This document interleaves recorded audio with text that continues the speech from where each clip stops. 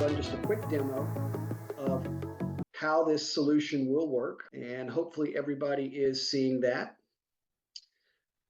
Here. So what you're looking at here is this is the Immix alarms page. So those of you who have never seen Immix before, what you're looking at here is essentially where an operator or an agent in a SOC lives and breathes. Immix is an event-based platform by nature, meaning we are relying on the technology at the site to tell us when something is going on and we need to do something. So that can be in the form of an alarm, which you see here. I do have an alarm in the queue. It's giving me some pretty specific information, such as a person seen, because this alarm is using video analytics or AI. As Aaron mentioned, probably about 75% of the alarms that come into the Immix platform across our entire customer base are video centric, meaning the camera system is the actual intrusion tool, if you will. And the vast majority of that use either some sort of AI or analytics to detect those specific threats: people, vehicles, weapons, loitering, things of that nature. So alarms come into this queue.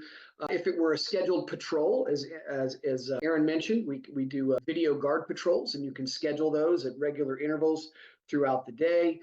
Those would populate here. And then at the bottom, it just tells you any live active events that are being handled. But what I'm going to go ahead and do here is process this alarm that's sitting in the queue.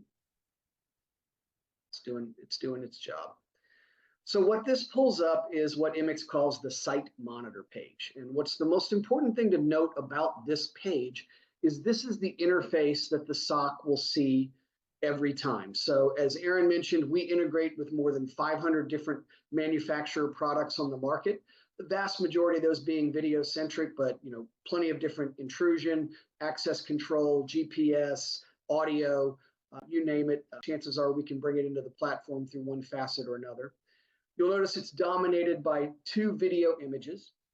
The image on the left is the audit footage, or a recorded 10 to 15 second clip of the event that triggered the alarm. On the right side is the live view, which would be a live shot into that same camera. And yes, I realize you're seeing the same video footage on both sides. This is just canned recorded footage in my demo. With either one of these, it can be blown up into its own window where you can get a little better view, a little more data. Here in the audit footage, there's a couple of icons in the lower left if you wanted to take a snapshot. So there's a little camera icon there. You can take a snapshot. The down arrow would allow you to download the full video clip. So if, for example, you wanted to email that to an account stakeholder or to a responding security officer so that they have an image of who they're looking for when they get on site, that can make for a much more effective response, hopefully resulting in a better security outcome. On the right side, this camera can also be blown up.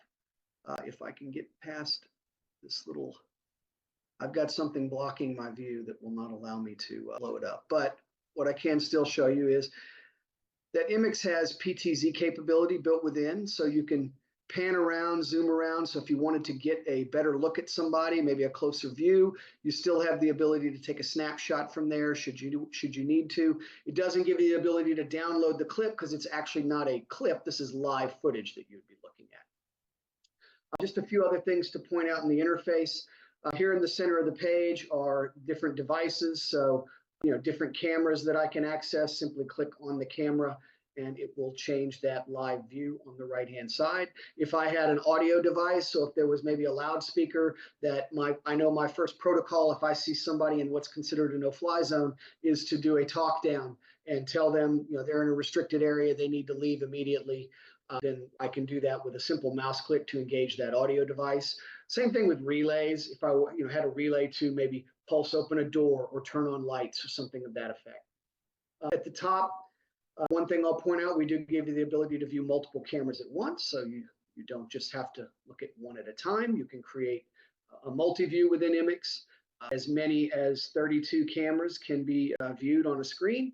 Obviously, you would want to factor in the size of your monitor so that you can have a large enough view to be able to see enough detail that you need in order to provide response. If there were additional cameras for this site, there's a little next button up here in the top right that would be available. It's grayed out to me because I only have 6 cameras for this particular demo site here. Also details, so just basic details about the site can be populated. So you can have your basic address, phone number, police department, fire department. This blank space can really be anything that you want, any type of content you want to put in there. We often see customers putting in maybe some general site protocols or URL links to employee databases, contractor databases, vendors, authorized people that could be on site so that you can quickly access that information. You can do things like populate key holder call lists. You can even bring in site staff information, complete with photographs, contact information, passwords that you can validate with a mouse click, for example. Now, you'll notice that one of these buttons up here that says close event is blacked out to me. I can't close the event. Why? If you look at the bottom half of the screen, there is a script associated with this specific event. So a script is a specific set of actions that the operator must perform before they can close an event. It's very easy to follow a script. You simply click on the script steps. So you'll see the first one, view camera 1 outside analytics. Well, that was the camera that automatically populated because it's the one that went into alarm. So that script step has a green check mark. Now it's asking me to view a different camera. So if I click on that, it's going to show me that particular camera view. It asks me to view yet another camera. Now it's asking me a yes, no question. So now we're getting into some if-then scenarios. So an intruder seen, yes. Here it gives me a name and a couple of phone numbers to call. Let's say he doesn't answer. I get a secondary contact and so on and so forth until I reach somebody, explain what's going on, and get further instructions as to how to escalate. Hey, we want you to dispatch and create a report in TrackTick. Well, then I can go here to my extensions tab and I can open up my TrackTick extension, where right now what you see here is the reporting. So that's all that's available today. There will be a dispatch element of this soon to come. So you would see probably there'll be some other box or button in here that's going to be able to automatically initiate a dispatch. Normally the operator is going to have to, maybe go to the details, find a phone number to call the guard company, call the police, whatever it is. So we're trying to eliminate some of that manual intervention and automate as much of that as possible between the two systems. But today we have the ability to enter audit notes. So if the operator wanted to enter a note, so suspect in black, ignored, voice down, command, officer dispatched. And then you can submit those notes. And then if you want to then create an event summary, you can enter it here. So maybe it's officer and maybe he's got an identification number, 219, arrived,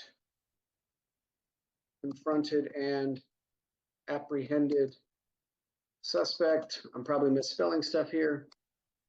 PD made arrest. And we can submit that outcome and report. And it's going to give us a bunch of templates. So these are templates that are created on the TrackTick side that we can select from. So maybe, okay, this was an Immix camera event. Next. We want to include the Immix audit data. Next. We did a remote dispatch here. So next. Now it's going to confirm, okay, I want all this information in the report. I'm going to submit that report. Now I'm done. Now I still have to close the event out in Immix, so I'll close it out here in Immix. I can select my outcome. Now you can have as many outcomes as you want. We try to keep it brief for the demo purposes here, but we'll just say security dispatched.